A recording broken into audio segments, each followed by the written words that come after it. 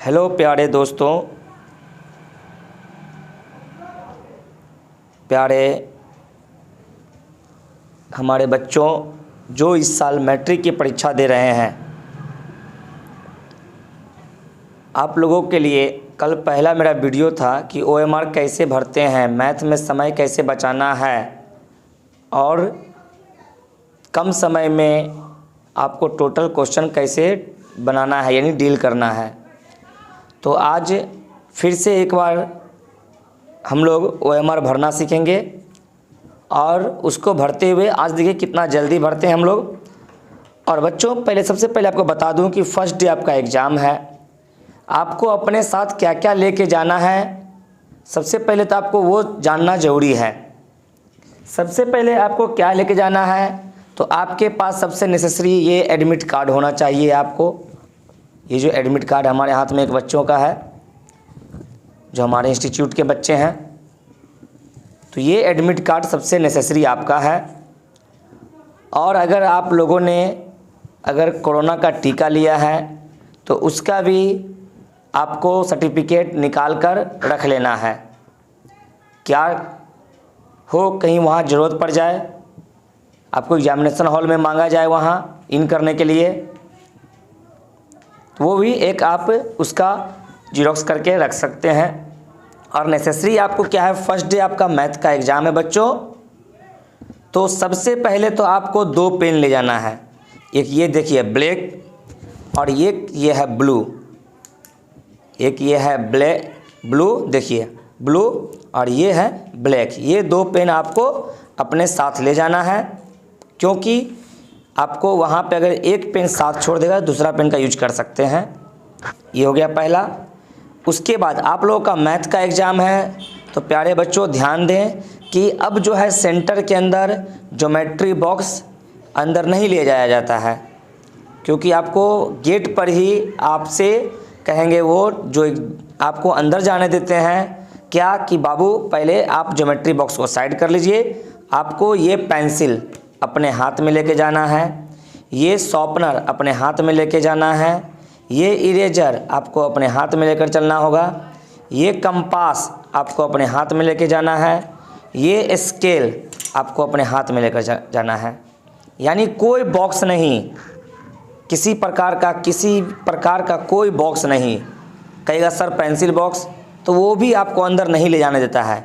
इसको आपको इस तरह से ऐसे एक हाथ में इस तरह से रख लेना है और दूसरे हाथ में एडमिट कार्ड, इस तरह से आपको एग्जामिनेशन हॉल में इन करना है, यानी मेन गेट पे पहला आपको। तो प्यारे बच्चों ये तो था आपको एंट्री करने का डायरेक्शन मैंने बताया कि आज तक आपको यूट्यूब पे अभी तक कोई नहीं बताए होंगे। तो जो भी दोस्तों प्यारे बच्चों जो भी इस वीडियो को देख रहे हैं, वो सबसे पहले इस वीडियो को अंत तक देखने के लिए लाइक करें, शेयर करें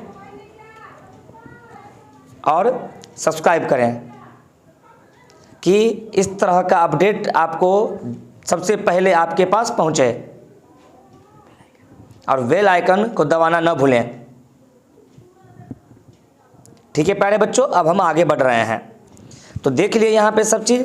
आज जो हम OMR भरेंगे और मैथ में आपको आज बताऊंगा कि कैसे आपको सबसे पहले 5 नंबर का क्वेश्चन को बनाना है और उसमें 20 of 20 नंबर लेके आना है। तो प्यारे बच्चों सबसे पहले देखिए मैं OMR भरने का फिर से आज मैं आपको प्रैक्टिस करवा रहा हूँ। देखिए सबसे पहले तो यहाँ पे आपको फिल इन द ब्लैंक्स यहाँ पे रहेगा, तो आपको यहाँ पे जो भरना है परीक्षा जो है 2022 जो यहाँ पे नहीं दिया गया है, ये दूसरा OMR आज हम लिए हैं, समझे। क्योंकि OMR जो है बाबू आपको ये जो जनरल में यहाँ दिखा रहा हूँ ये कंफर्म नहीं है कि ऐसा ही रहेगा। कुछ बच्चों ने आज डिस्कस किया हमारे साथ क्लास में कि नहीं सर ऐसा OMR नहीं आता है, कॉपी के साथ ही कनेक्ट रहता है। तो अब तो आपको एग्जामिनेशन हॉल में जाने के बाद ही पता चलेगा कैसा है। फर्स्ट बार आप भी दे रहे हैं, हम लोग के समय OMR सिस्टम था नहीं। तो प्यारे बच्चों ध्यान दें क्या कि परीक्षार्थी का नाम, जैसे आज मैं अपना नाम भरूंगा, जैसे आज मैं अपना नाम को फिलअप करता हूं, क्या नाम हो गया मेरा SAGAR Sagar Kumar. Roll code, जिस स्कूल में मैं पढ़ता था वहाँ का रोल कोड 61002। रोल नंबर, जैसे अब हम लोग बच्चे, सभी बच्चे ध्यान दें कि हम लोग इस बार जो दे रहे हैं एनुअल मैट्रिक एग्ज़ाम, वो कौन सा ईयर है? 2022 यानी 2022।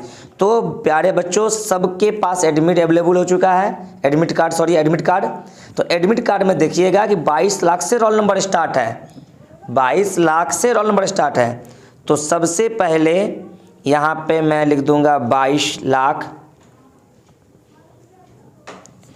जैसे रोल नंबर दे दिया मैंने आपको, यहाँ पे 22 लाख मैंने किया ना। अब यहाँ पे मैं रोल नंबर अपने मन से कुछ डाल दूँ, जैसे 51, 22 लाख 51, ये मैंने डाल दिया। प्यारे बच्चों फिर ध्यान दें, 4 नंबर में आपका विषय कोड है। तो विषय कोड का चर्चा हम कल भी किए थे और आज भी कर रहे हैं। आपका फर्स्ट डे है आपको मैथ का एग्ज़ाम, 18 तारीख को आपको क्या है? मैथ का एग्ज़ाम है। तो मैथ का जो कोड होगा वो देखिए एडमिट कार्ड पे मैं फिर से आपको रिपीट करके दिखा रहा हूँ प्यारे बच्चों हमारे।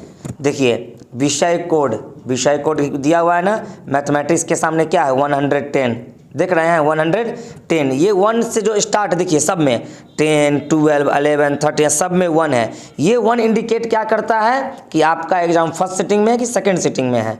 तो देखिए जिस तरह से हमारे पास एक क्वेश्चन है, ये देखिए सेकंड आपका जो अभी नवंबर में जो एग्ज़ाम हुआ है सेंटअप यानी जांच परीक्षा, उसका है 110। और एक क्वेश्चन हमारा एनुअल का भी क्वेश्चन हमारे पास है, जो देखिए एनुअल यानी जो बच्चे 2021 में मैट्रिक दिए हैं हमारे यहाँ, उनका एक क्वेश्चन है। देखिए विषय कोड में क्या लिखा हुआ है? 210, यानी ये 210 क्या है? सेकेंड सीटिंग का कोड है। ये 2 से, ये 2 क्या है? Second sitting. ये 10 क्या है? मैथमेटिक्स के लिए। यहाँ पे देखिए 10 क्या है? मैथमेटिक्स के लिए। ये 10 हो गया आपका मैथमेटिक्स का कोड। फर्स्ट इंडिकेट करता है फर्स्ट सीटिंग, 2 इंडिकेट करता है सेकेंड सीटिंग। ये हो गया, देख लीजिए ये विषय कोड है बाबू, बार बार कर रहा हूँ मैं, ये विषय कोड है। तो आपको यहाँ पे विषय कोड में लिख देना है क्या? ध्यान दीजिए, आपको यहाँ पे विषय कोड में क्या लिख देना है? जैसे अभी मेरा फर्स्ट सीटिंग में है, सपोज मान लीजिए, तो मैं यहाँ लिखूँगा 110। अब प्यारे बच्चों क्या है? पाली यानी सीटिंग। तो एडमिट कार्ड पे आपका लिखा रहता है फर्स्ट सीटिंग, फर्स्ट शिफ्ट। तो यहाँ पे मैं लिख दूँगा FIRST फर्स्ट, या नहीं तो आप इस तरह से भी लिख सकते हैं फर्स्ट SHIFT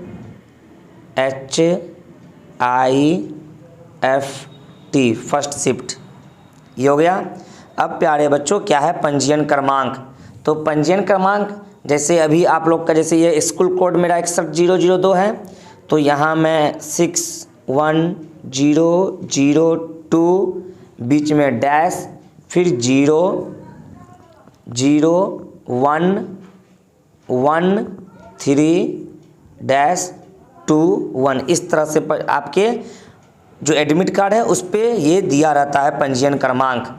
आपके बार बार बोल रहा हूँ, एडमिट कार्ड पे आपका ये पंजीयन क्रमांक 10 नंबर पे रहता है, वहाँ से आपको देख के फिलअप कर देना है। उसके बाद विषय का पूरा नाम, तो जैसे मैथमेटिक्स है तो पूरा मैथमेटिक्स लिख देना है, MATHMATICS मैथमेटिक्स, ये कर दिया। अब एग्ज़ाम आपका थर्सडे 18 तारीख को है, तो 17 को ना है, 18 को तो साइंस है, 17 उसके बाद फरवरी है, 2 मंथ ईयर 2022। इतना कर देने के बाद बच्चों जैसे ही आपके पास क्वेश्चन आ जाए, जैसे अभी मैं कुछ क्वेश्चन रखा हुआ हूँ, यहाँ देखिए विषय कोड A है, एक का ये E है, देख रहे हैं, सब मैं रखा हुआ हूँ आज आप लोग को समझाने के लिए। फिर देखिए अब कुछ मैं साइंस का हूँ, साइंस का है ये तो, लेकिन साइंस हटाकर मैं आपको समझा रहा हूँ कि ये देखिए विषय कोड क्या है, जिस तरह से G, फिर देखिए ये विषय कोड हो गया सी। तो इस तरह से जिस बच्चे का जो कोड रहे वो कोड आपको, जैसे हमारा अभी कोड है अरे बच्चों यहाँ पे ए, तो मैं क्या करूँगा, ए को पहले यहाँ पे इस तरह से ये कर देना है गोल पूरा, ये कर दिया बच्चों। अब देखिए ये हो गया। चलिए उसके बाद यही ए यहाँ आपको लिख देना है ए, ये हो गया पहले बच्चों। अब देखिए 10 नंबर में है प्रश्न पत्र क्रमांक लिखें।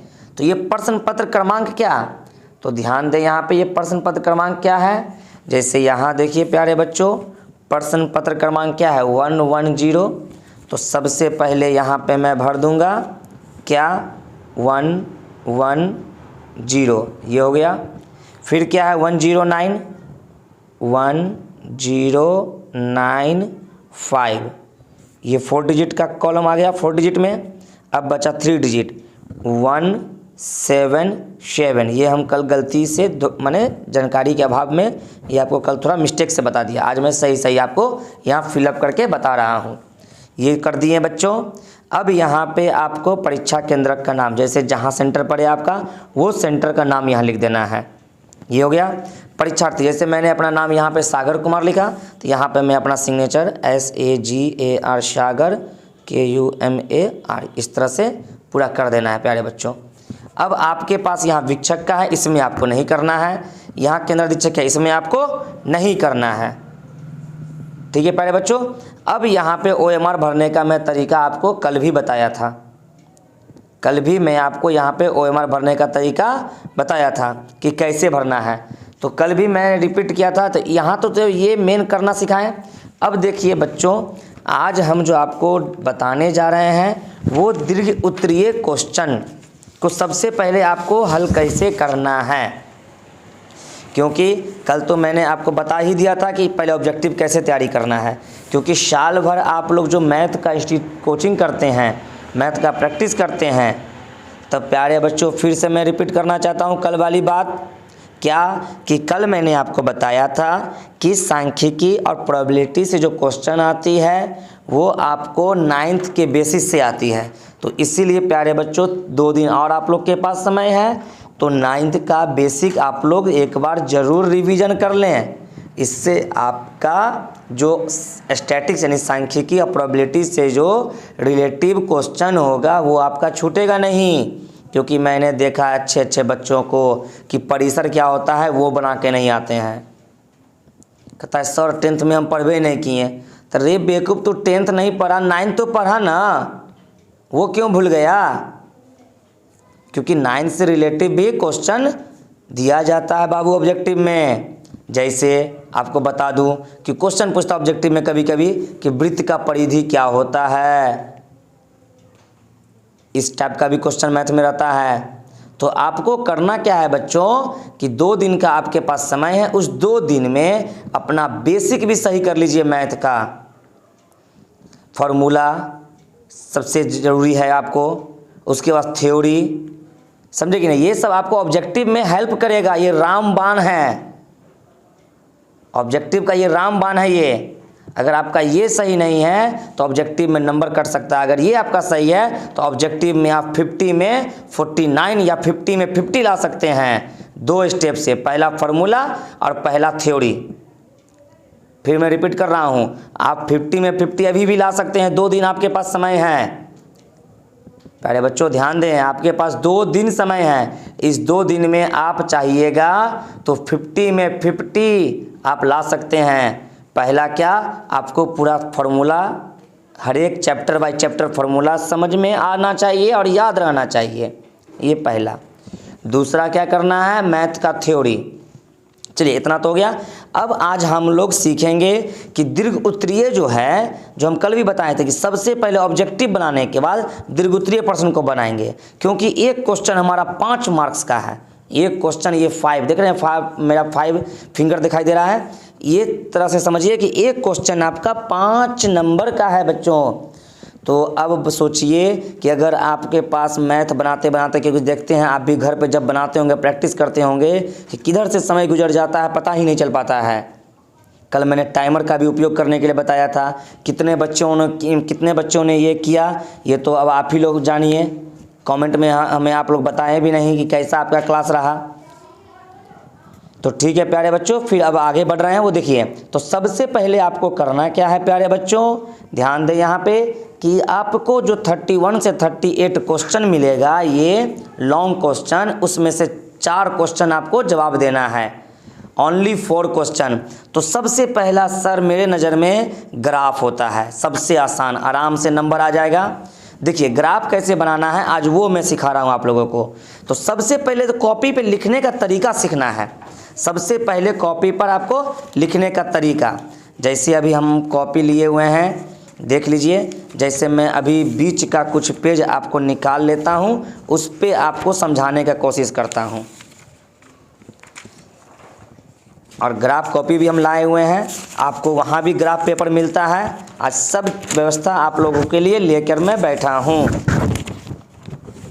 देखिए प्यारे बच्चों, ये ग्राफ कॉपी है। जो भी अभी तक ग्राफ कॉपी पे यूज नहीं किए हैं वो देखिए, ये ग्राफ कॉपी है। किए तो होंगे, सब किए होंगे, क्योंकि ग्राफ अभी से नहीं, बचपन से आप लोग यूज करते आ रहे हैं ग्राफ पेपर।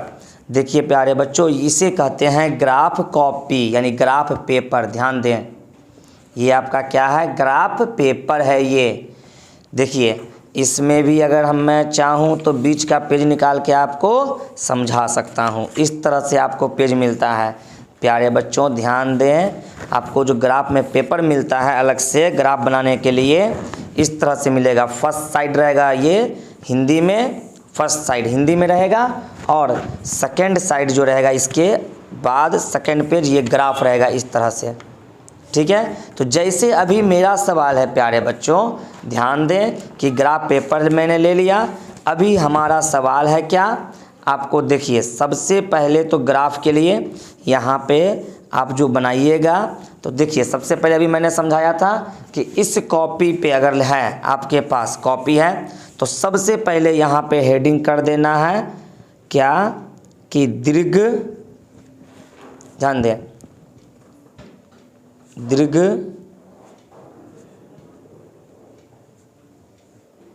उत्तरीय प्रश्न, प्रश्नोत्तर कर देना है, क्योंकि आप तो प्रश्न नहीं लिख रहे हैं, प्रश्नोत्तर लिख रहे हैं। देखिए सीखिए ये सब चीज़, ये अंडरलाइन, दीर्घ उत्तरीय प्रश्नोत्तर। जैसे आप बना रहे हैं 31, तो यहाँ सबसे पहले लिख देना है 31। क्या लिख देना है प्यारे बच्चों, ध्यान दें, 31। क्या दे देना है, 31, जो 31 क्वेश्चन आपका है, ध्यान दें 31 आपका क्वेश्चन है। ये 31 क्या करा है, रैखिक समीकरण युग्म x + y = 7 तथा 2x - y = 9 का आलेख खींचे और हल करें। यानी हल का मतलब क्या, x और y। तो प्यारे बच्चों एक बार मैं थ्योरी रिपीट कर देता हूँ आप लोगों के लिए, जिनके पास नॉलेज नहीं है। आप लोग, ये ग्राफ जो है हमारा किस चैप्टर से है, तो 3 लेसन से है, 2 चर वाले रैखिक समीकरण युग्म। तो उसमें आप लोगों ने शर्त पढ़े होंगे कि 2 चर वाले रैखिक युग्म का शर्त होता है, पहला शर्त होता है a1/a2 does not equal to b1/b2।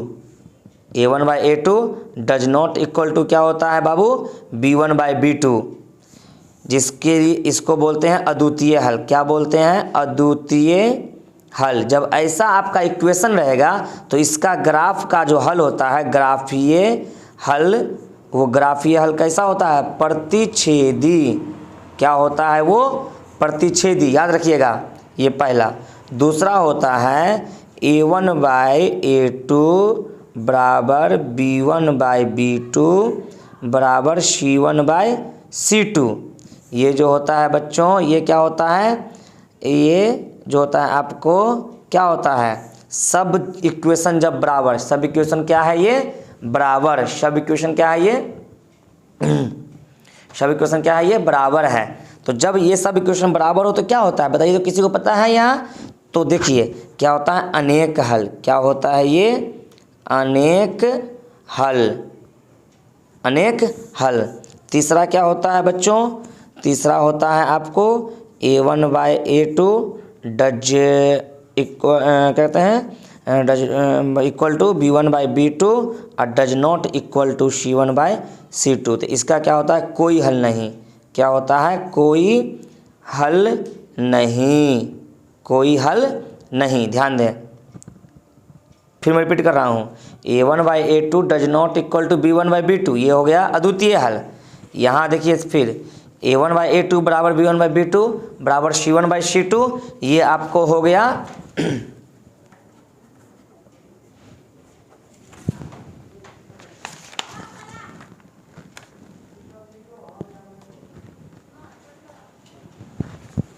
तो ध्यान दें बच्चों, क्या मैं बोल रहा हूँ, ध्यान दें।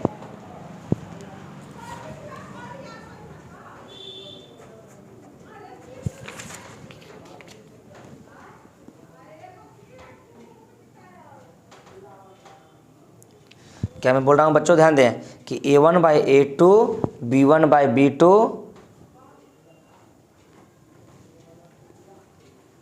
B1/B2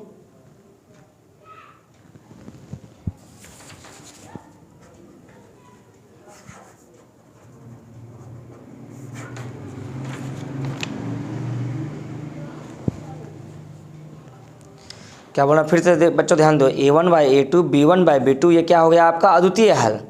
फिर मैं रिपीट कर रहा हूँ बार बार, नहीं दिखाई दे रहा फिर सॉरी। चलिए, A1/A2 B1/B2 क्या हो गया अद्वितीय हल। A1/A2 equal to B1/B2 equal to C1/C2, ये हो गया अनेक हल, ये हो गया अनेक हल। पहले बच्चों देख लिए, ये हो गया अनेक हल, ये क्या हो गया अनेक हल। A1/A2 equal to B1/B2 equal to नहीं है, यानी बराबर नहीं है C1/C2, तो ये क्या हो गया, कोई हल नहीं। तो जब आप बच्चों यहाँ ध्यान दें कि आप लोग जब देखते हैं, पढ़े होंगे थ्योरी में, कि आप लोग क्या पढ़े हैं थ्योरी में, कि जब आपको यहाँ पे A1/A2 यानी क्या, जो आपका इक्वेशन फर्स्ट रहता है, इक्वेशन फर्स्ट में जैसे x का पीछे का जो वैल्यू होता है, जिसको बोलते हैं कोफिशिएंट, इंग्लिश में, हिंदी में बोलते हैं गुणांक, तो वो जो होता है बच्चों ध्यान दें, मैं क्या कहना चाह रहा हूँ आपको, कि वो जो आपका गुणांक होता है आपके लिए, वो x के पीछे समीकरण 1 में, बार बार रिपीट कर रहा हूँ मैं, समीकरण 1 में जो होता है वो क्या होता है बच्चों, कि वो जो होता है बच्चों ध्यान दें कि समीकरण 1 में, बार बार रिपीट कर रहा हूँ मैं, बार बार रिपीट कर रहा हूँ एक ही चीज़, कि समीकरण 1 में, जैसे अभी मैं आपको क्वेश्चन देखिए, आपके क्वेश्चन पे लिखा हुआ है, यहाँ ध्यान दीजिए बच्चों, क्वेश्चन में जैसे यहाँ पे x के पीछे जो है, ये यहाँ कोई संख्या है, तो ये यहाँ पे कुछ नहीं है तो यहाँ 1 मानते हैं, क्या लेते हैं, ये 1। यहाँ देखिए, यहाँ x के पीछे कुछ नहीं है तो क्या लेते हैं 1, y के पीछे कुछ नहीं है तो 1, ये हो गया a, ये हो गया b, ये जो डिजिट है वो क्या होता है c, फिर यहाँ a2, यहाँ B2 और ये C2 होता है। कोई दिक्कत यहाँ पे नहीं ना बच्चों। तो चलिए, तो यहाँ पे आपके लिए जो शर्त मैंने लिखा है अभी, कि ध्यान दीजिएगा सभी प्यारे बच्चों, क्या मैं बोल रहा हूँ, जो A1/A2 है B1/B2, ये क्या है अद्वितीय हल। बार बार रिपीट कर रहा हूँ मैं, ये क्या है प्यारे बच्चों अद्वितीय हल। ये आपको ग्राफ कहाँ पढ़ना है, मैं बार बार रिपीट कर रहा हूँ एक ही चीज़ को, कि आपको याद हो जाए, कि आपको क्या हो जाए, ये याद हो जाए प्यारे बच्चों, कि A1/A2 जो है आपको, बार बार रिपीट कर रहा हूँ मैं, ये जो समीकरण हमको बनाना रहता है वो लेसन 2 में, सॉरी 3 में है। ये समीकरण कहाँ बनता है, 2 चर वाले रैखिक समीकरण में। कहाँ बनता है, 2 चर वाले रैखिक समीकरण में। फिर मैं रिपीट कर रहा हूँ आपको, फिर मैं आपको बार बार रिपीट कर रहा हूँ, क्या, कि फिर ध्यान दीजिएगा, A1/A2 और B1/B2 और C1/C2, ये 3 शर्त होता है, ये 3 शर्त होता है। कैसे होता है फिर समझिए, मैं आज आपको पूरा डिटेल बताता हूँ।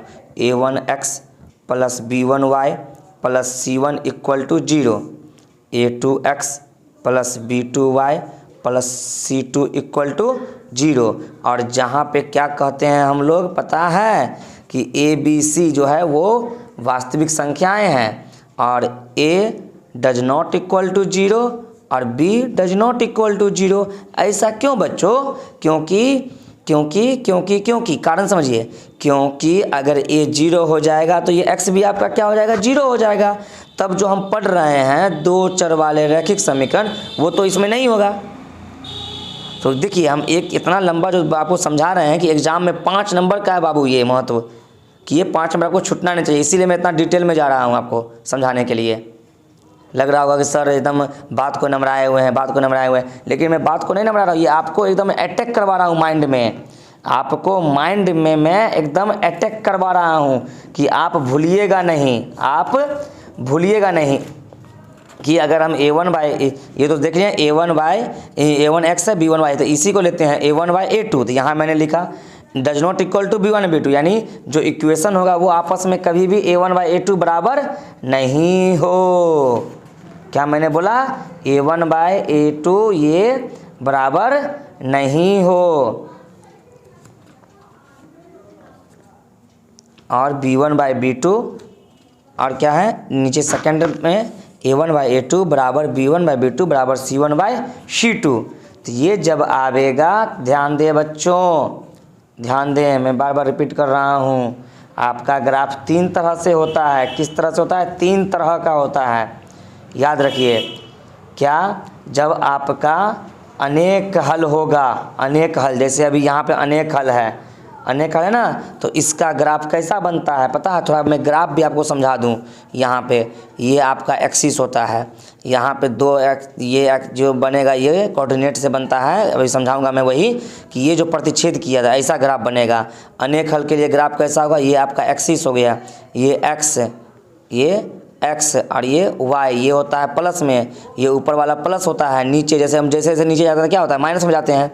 और ये बायां हाथ आपका क्या है? ऋण, माने ऋणात्मक। यहाँ भी वही टर्म कि यहाँ x, यहाँ y, यहाँ x माइनस, यहाँ y नीचे। इसका जो अनेक हल का जो ग्राफ होता है वो क्या होता है? समपाती। एक ही के ऊपर ये पहला इक्वेशन के लिए, फिर इसके ऊपर ही ये दूसरा इक्वेशन के लिए, ये होता है समपाती। क्या होता है? समपाती।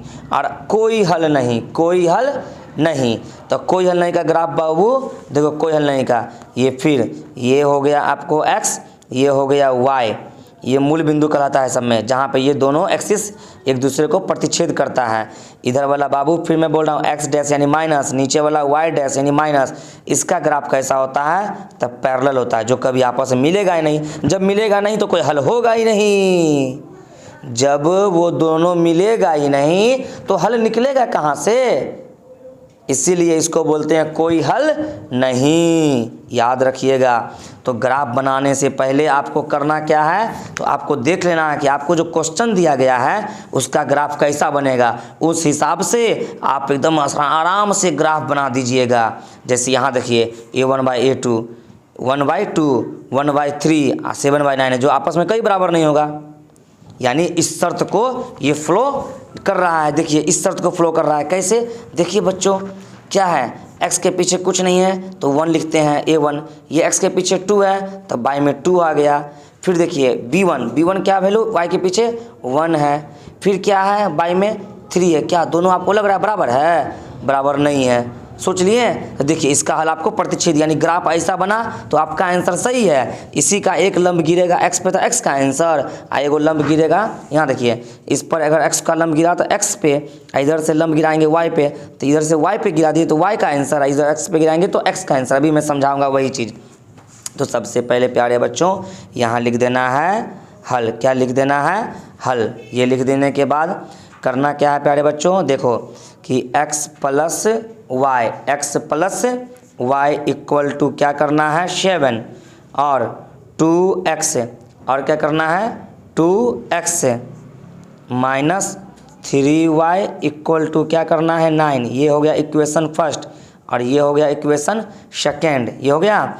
अब करना क्या है आगे? यहाँ पे हम लोग लिखेंगे समीकरण फर्स्ट के लिए सारणी, यानी जो सारणी बनता है, सारणी का मतलब क्या? निर्देशांक बनाने के लिए।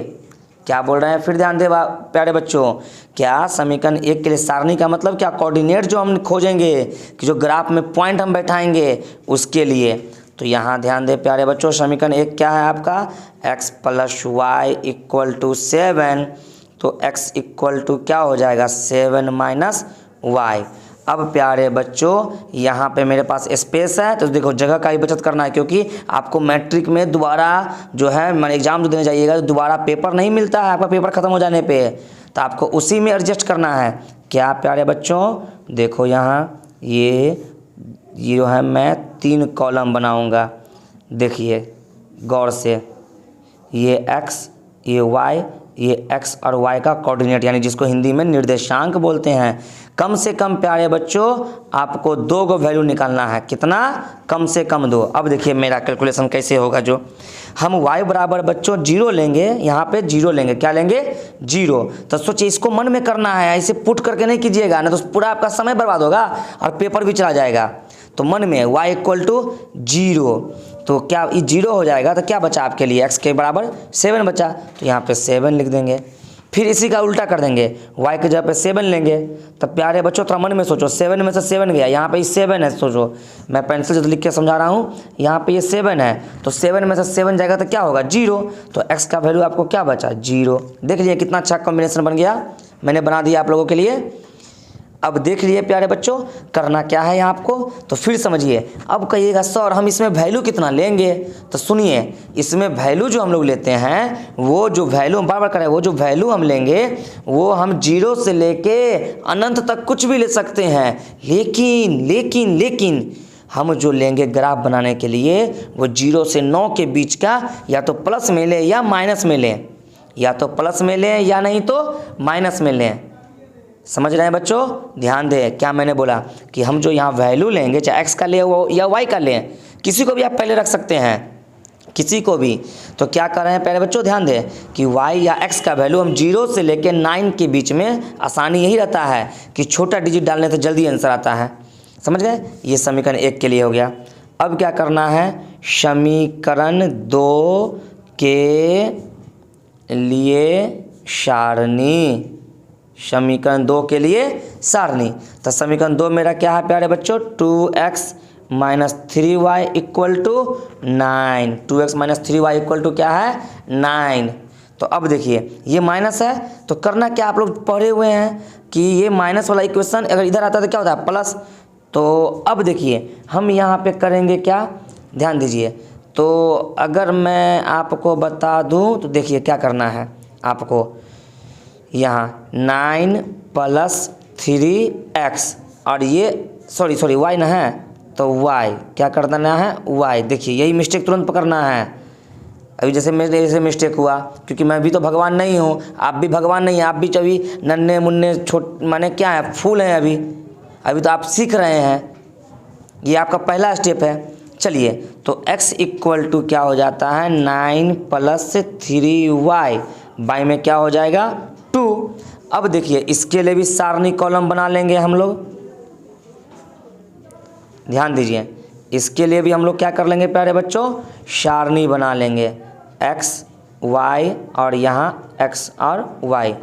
ध्यान दें प्यारे बच्चों। अब अपने मन से यहाँ पे हमको रखना होगा, क्या रखना होगा? तो देखिए 0 रखेंगे तो ये पूरा 0 हो जाएगा, और 9 फिर 2 से कटेगा नहीं, 9 फिर 2 से कटेगा नहीं। तो हम यहाँ पे रखेंगे 1। क्या रखेंगे हम यहाँ पे?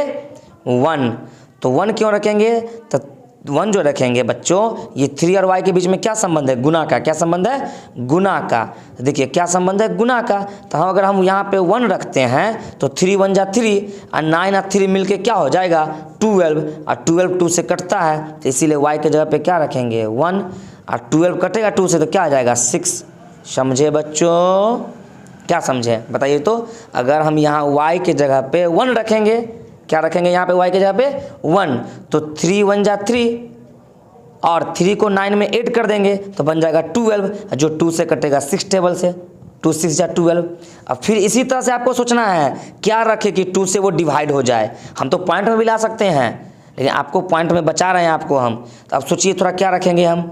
देखिए 2 रखेंगे तो 3 2 जा क्या हो जाएगा? 6 और 9 और 6 15, तो ये भी नहीं होगा, ये भी नहीं होगा। अब क्या रखेंगे?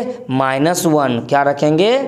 -1। देखिए यहाँ पे कैसे, तो 3 1 जा। अब इसके लिए हम थोड़ा अब दूसरे को मैंने पेज पे आपको समझा रहे हैं। देखिए आपके पास ये इक्वेशन है 9 प्लस 3y बाई में 2 है, तो 9 देखिए 9 प्लस 3y है ना, दोनों जगह सेम है। हमने यहाँ पे प्लस 3 माइनस क्या किया? 1 किया, अब बाई में 2, तो देखिए 9 प्लस माइनस माइनस जानते हैं, 3 1 जा 3, तो 9 में से 3 गया तो क्या हो गया? 6 और 2 से कट गया बच्चों। देखें तो हमने अभी ना बोला था प्लस माइनस कुछ भी ले सकते हैं, तो मैंने -1 लिया, तो 3 1 जा 3, 9 में से 3 गया तो 6, अब 6 बचा तो 2 के टेबल में आता है 3 टाइम में।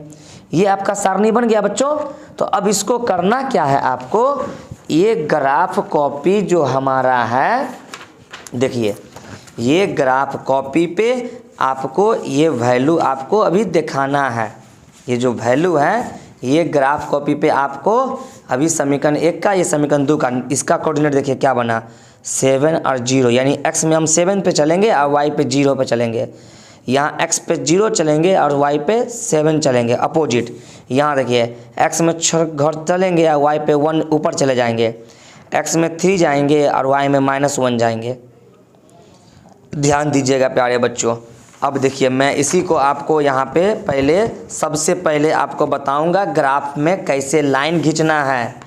तो देखिए प्यारे बच्चों, पेंसिल, इरेजर, शार्पनर, ये 3 चीज़ आपको रख लेना है पास में, समझे। अब देखिए ग्राफ में लाइन जो होता है एक मोटा होता है, एक हल्का पतला होता है और उससे पतला महीन लाइन सब होता है जो 0.1, 0.2, 0.3 ये इंडिकेट करता है। अब प्यारे बच्चों ध्यान दें, सबसे पहले मैं यहाँ पे आपको ये लाइन दिखा रहा हूँ, खींचना है पहले मोटे वाले पे। किस पे खींचना है, मोटे वाले पे। जिसको ग्राफ नहीं पढ़े अभी तक वो ध्यान दें, आसानी से नंबर उठा सकते हैं। ये मैंने कर दिया, नज़र आया ना, थोड़ा देखिए डिफरेंट है। अगर नज़र नहीं आया तो हम पेन से ही बना देंगे, बोलिएगा कमेंट में, तो मैं कल पेन से फिर बना कर समझा दूंगा। अब देखिए प्यारे बच्चों, फिर यहाँ अब ये तो था आपको ये ऊर्ध्वाधर यानी जो खड़ा रेखा होता है। अब ये सोया हुआ रेखा खींचेंगे, यानी पृथ्वी के धरातल यानी समांतर, समझे कि नहीं, धरातल के समांतर ये हम सोया हुआ लाइन मैंने खींच दिया। आपको भी इसी तरह से करना है प्यारे बच्चों, ये कर दिया। अब देखिए जहाँ पे ये कटा वहाँ पे 0, वहाँ पे क्या हो गया, ये मूल बिंदु, मूल बिंदु से ये पहला घर हो गया, ये 1 हो गया, ये दूसरा हो गया 2, ये फीका पे मत लिखना, ध्यान देना। ये जो गहरा वाला है ये 3, ये 4, ये 5, ये 6, ये 7, ये 8, ये कर दिया। और यहाँ पे आपको दिखा देना इसको x, ऊपर में इसको दिखा देना है y। अब यहाँ इस साइड बायां साइड जो आपके लिख रहे हैं, तो बायां साइड है ना, ये बायां हाथ, इधर दिखा देना है x डैश, क्या दिखा देना है x डैश, और नीचे की ओर जो दिखा देना है वो y डैश। अब देखिए कहिएगा सर आप 8 तक काहे लिए, तो देखिए बच्चों क्योंकि हमारा वैल्यू कितना है, x में 7 तक है, तो एक थोड़ा एक्स्ट्रा लेके चलेंगे, समझे। तो अब देखिए इधर भी -1, ये 2, ये 3, ये 4, ये हो गया 5, ये हो गया 6, ये हो गया 7, थोड़ा गड़बड़ा गया, देखें छोटा पड़ गया ना, देख लिए ना। तो अब इसको हम और आगे ऊपर कर देंगे। देखिए अभी यही सब मिस्टेक कर करके आपको सिखा रहे हैं हम, कि आप वहाँ मिस्टेक नहीं कीजिएगा एग्जामिनेशन हॉल में। अब ये हो गया 8 पे, ये हो गया y। अब देखिए हमको x y में कहाँ जाना है, -1 जाना है। कहाँ जाना है, -1 जाना है। तो यहाँ पे क्या चलेंगे बच्चों, यहाँ ये माइनस हम लोग गए -1, ये -2, ये -3, ये -4, इस तरह से आपको चलना है प्यारे बच्चों। इधर का डिजिट नहीं है तब पर भी 1 2 को लिख के दिखा देंगे, -1, -2 और ये -3, ये हो गया। अब बिंदु कैसे लेना है प्यारे बच्चों, वो देखिए x में 7 जाना है, y में 0 जाना है। x में 7 जाना है और y में 0, तो x में 7 जो गए हैं, तो देखिए x में 7 कैसे जा रहे हैं, ध्यान दीजिए।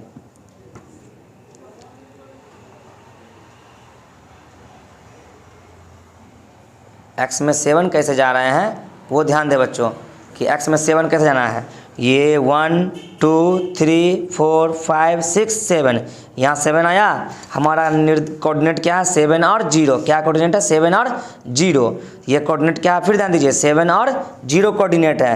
तो आपको यहाँ 7 और 0, तो ये 7 0 क्या होता है, इसी पे होगा। 0 कहाँ होगा, इसी पर होगा। इस बिंदु का नाम देंगे A और निर्देशांक दिखा देंगे x7 y0। देख लिए प्यारे बच्चों। फिर देखिए अब आपको यहाँ पे सेकंड कोऑर्डिनेट है, ये फर्स्ट समीकरण का है। कौन समीकरण का है, फर्स्ट, 0 और 7। अब x में 0, y में 7, तो ये 0 सब के लिए है, तो हम y पे 7 जाएंगे, 1 2, तो y ऊपर है ना, अब सीढ़ी पे चढ़ रहे हैं हम लोग, छत पे जा रहे हैं, तो 0 1 2 3 4 5 6 7, यहाँ आ गया प्यारे बच्चों। यहाँ पॉइंट दे देंगे b, क्या नाम दे देंगे इसका, b।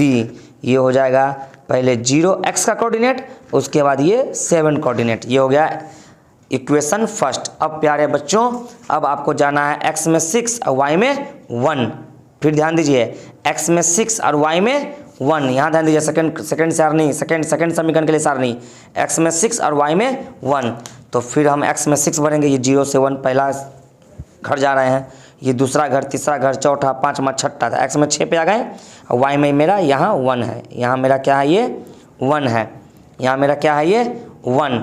तो अब इस कोऑर्डिनेट का नाम क्या पड़ जाएगा प्यारे बच्चों, c। क्या नाम पड़ेगा इसका, c। यहाँ थोड़ा सा हटा के दे देंगे, ठीक है प्यारे बच्चों, ध्यान दीजिए, ये हो गया c।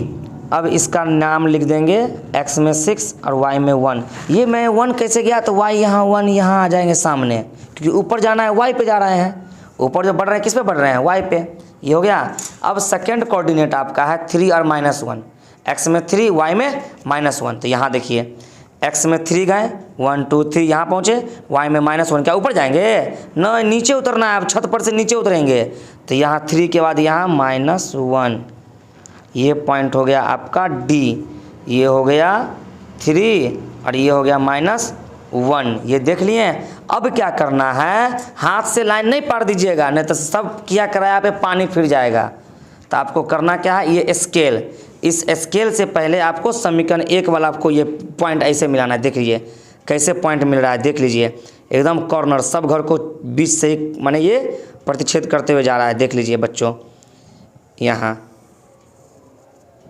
ये गया, देखिए इस पे आप समीकरण फर्स्ट लिखिए, जो आपका क्वेश्चन का समीकरण है, x + y = क्या है प्यारे बच्चों, 7, देख रहे हैं x + y = 7, तो इस पे हम लोग बैठा देंगे x + y = 7, देख लिए प्यारे बच्चों, ये फर्स्ट समीकरण। सेकेंड आपका बिंदु C और D है, तो ये C और D यहाँ मिला लेंगे, ये C और D यहाँ देखिए एक्यूरेट, देखिए सब बॉक्स को बीचों बीच प्रतिच्छेद करते हुए निकलेगा, ये देखिए। अब यहाँ देखिए प्यारे बच्चों,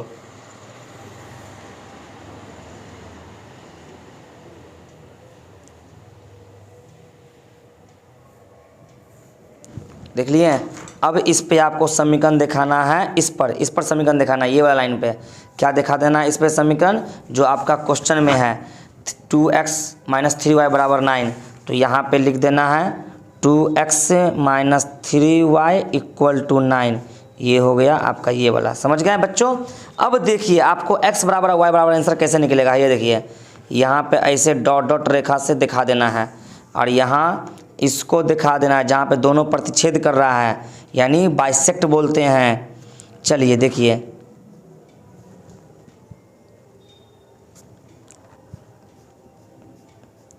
देख लिए इस तरह से दिखाई पड़ा, किस तरह से हम खींचे हैं, देखिए फिर इस तरह से डॉट डॉट करके दिखा देना है। तो अब लास्ट में आपको लिखना है अतः, क्या लिख देना है यहीं पे, अतः x = 6 और y = 1 आंसर, तब जाके आपको करेक्शन किया जाएगा, और ये 5 इस तरह से आपको सिग्नेचर कर दिया जाएगा, और यहाँ 5 नंबर आपको मिल जाएगा। समझे प्यारे बच्चों। तो आज आपको मैंने सिखाया ग्राफ कैसे बनेगा, तो 5 नंबर प्यारे बच्चों छोड़िएगा नहीं, ये 5 नंबर आपका देखिए कितना आसान था, थोड़ा समझाने में हम लंबा वीडियो लिए हैं आपको, कि आपको एक बार में याद हो जाए। तो फिर से आप लोगों को प्यारे बच्चों, प्यारे दोस्तों, सबसे एक बार फिर मैं आपको बोल रहा हूँ, जो भी इस चैनल को सब्सक्राइब नहीं किए हैं वो सब एक बार फिर इस चैनल को सब्सक्राइब कर लें, और बेल आइकन को दबाना न भूलें, क्योंकि इस तरह का अपडेट आपको हमेशा मिलता रहे। तो आपको एग्ज़ाम तक, जब एग्ज़ाम है, इस तरह का मैं वीडियो बना के आपको, और मेरा एक देखिए कल से मैं आपको मैथ के बारे में ही बता रहा हूँ, क्योंकि प्यारे बच्चों लास्ट आपको बता दूँ कि मैं 14 साल से इस लाइन में हूँ, पढ़ाने की लाइन में। मैं बहुत सारे बच्चों का रिज़ल्ट भी देखता हूँ, और अपने कोचिंग का रिज़ल्ट मैं खुद तैयार कर लेता हूँ अनुभव से, कि किस बच्चों को क्या परसेंटेज आएगा, क्या रिज़ल्ट आएगा। तो प्यारे बच्चों, मैथ तो हम लोग साल भर पढ़ते हैं, सोचिए तब पर भी बच्चों का मैथ में ही क्रॉस लगता है, ऐसा क्यों होता है? तो सही कॉन्सेप्ट और सही मार्गदर्शन की वजह से। आज हमारा देख लीजिए, हमारे यहाँ मैथ में 100 ऑफ 100 भी बच्चे लाए हुए हैं, यहाँ तक कि डिस्ट्रिक्ट टॉपर बन चुके हैं सुशील कुमार गुप्ता। आप सर्च मार सकते हैं, 2018 के दरभंगा के टॉपर रह चुके हैं, 5वां रैंक या 6ठा रैंक है, 6 रैंक है शायद कि 5 रैंक है, समझे। वो हो गया। और उसके बाद वही लड़का 2020 में इंटर दिया है, तो पूरे बिहार में 5वां रैंक है। आप गूगल पे सर्च मारिएगा तो वो आपको निकल जाएगा, देख सकते हैं। तो इस तरह से बच्चों, जब मैं ऑफलाइन पढ़ाता हूँ इसी तरह से, और उसी मेहनत से आपको मैं अब ऑनलाइन भी इस तरह से सेवा दूंगा। ओके, गुड नाइट बच्चों, बेस्ट ऑफ लक आपको एग्ज़ाम के लिए।